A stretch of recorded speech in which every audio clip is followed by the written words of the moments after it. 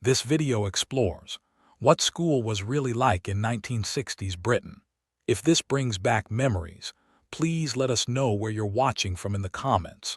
Don't forget to like and subscribe for more nostalgic journeys through British history.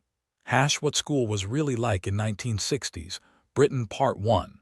Picture yourself walking through the school gates on a crisp Monday morning in 1965. The playground echoes with the sound of leather shoes on tarmac, and the unmistakable smell of floor polish and chalk dust greets you at the door. This was school life in 1960s Britain, a world away from today's classrooms. For most British children, the school day began at 9 o'clock sharp, and heaven help you if you arrived late. The cane or the slipper awaited latecomers, and your teacher wouldn't hesitate to use them. Corporal punishment was perfectly legal and widely practiced throughout the decade. Teachers had absolute authority, and you addressed them as sir or miss, standing up whenever they entered the room. Your school uniform was non-negotiable and strictly enforced. Boys wore gray flannel shorts until they were 13 or 14, regardless of the weather. Long trousers were a privilege of adolescence, not a comfort. Those shorts cost about 15 shillings at British home stores, while a school blazer would set your parents back nearly £3.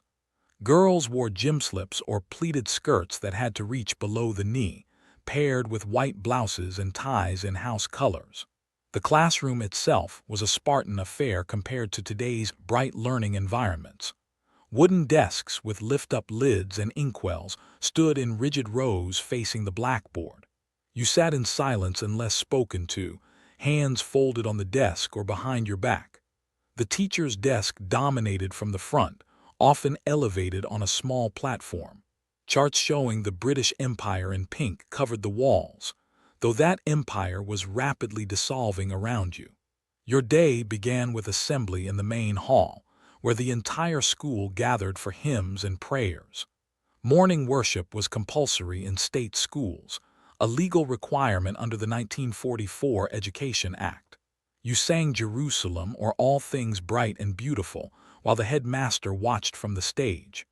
The Lord's Prayer followed, recited in unison by hundreds of voices. Then came registration, where your teacher marked attendance in a large leather-bound register using a fountain pen. If you were absent, your mother had to send a note explaining why. Truancy was taken seriously, and education welfare officers would visit your home if you missed too many days. The curriculum was remarkably different from what children study today. You spent hours practicing copperplate handwriting with a dip pen and ink. Blotting paper was your constant companion, and ink monitors refilled the porcelain inkwells in each desk every Monday morning. Making a mess meant staying behind to clean it up, and ink-stained fingers were a permanent feature of school life. Arithmetic lessons meant learning your times tables by rote, chanting them in unison until they were burned into your memory. Pounds, shillings, and pence made calculations fiendishly complicated. Working out that 3 items at 7 shillings and 11 pence each came to £1. 3 shillings and 9 pence required real mental gymnastics. Calculators didn't exist in schools, and even slide rules were rare. Geography lessons focused heavily on the Commonwealth and British trade routes. You learned the capital cities of every British colony, though many were gaining independence throughout the decade. The pink map of the world still dominated, even as it became increasingly outdated. You could name every county in Britain but might struggle to locate France on a blank map. English lessons emphasized grammar, parsing, and clause analysis with military precision. You diagrammed sentences on the blackboard, identifying subjects, predicates, and subordinate clauses. Reading aloud went round the class, with the teacher's ruler pointing at each student in turn. Stumbling over words brought sharp criticism and possible punishment.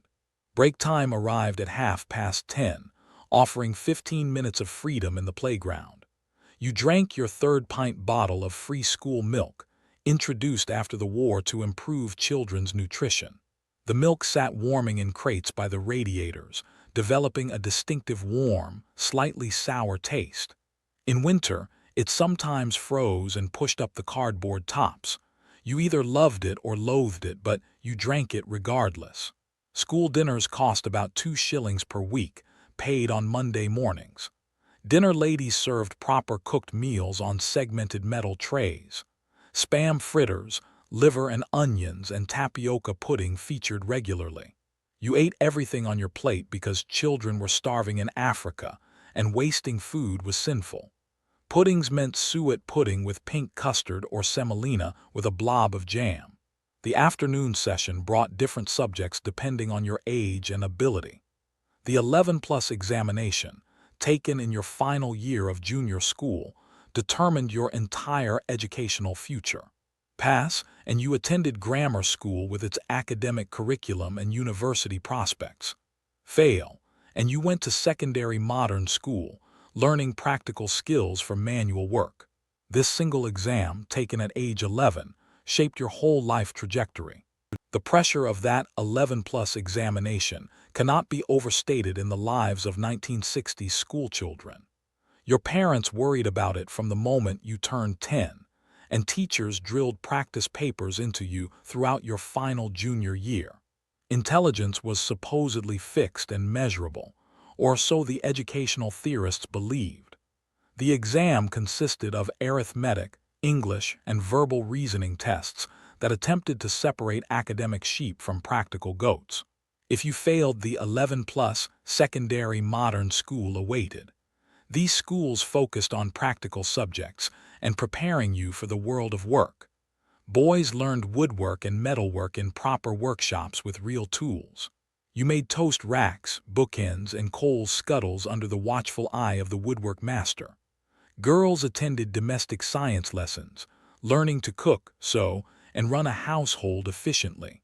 Grammar school pupils followed a more academic path, studying Latin, French, and advanced mathematics. The divide was stark and socially divisive, though few questioned it at the time. Your uniform alone marked you out. Grammar school blazers bore elaborate badges and cost upwards of £5, while secondary modern uniforms were simpler and cheaper. Regardless of which school you attended, certain experiences were universal across 1960s Britain. Physical education meant outdoor lessons in all weathers, wearing minimal kit. Boys stripped down to white vests and navy shorts for games in the freezing playground. Girls wore green knickers and white Airdex shirts that offered no protection against November winds. The communal showers afterwards were brutally cold and utterly compulsory. Football dominated boys' sport, played on muddy pitches with a heavy leather ball that felt like concrete when wet. You played in house teams, competing for points throughout the year. Goalposts were often just painted lines on the playground wall. Rounders and netball filled girls' games lessons, with similar disregard for weather conditions or comfort.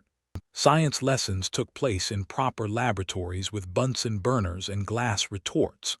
You wore nothing more protective than a brown overall, and safety goggles were rarely seen. Heating test tubes over naked flames and mixing chemicals required concentration and care.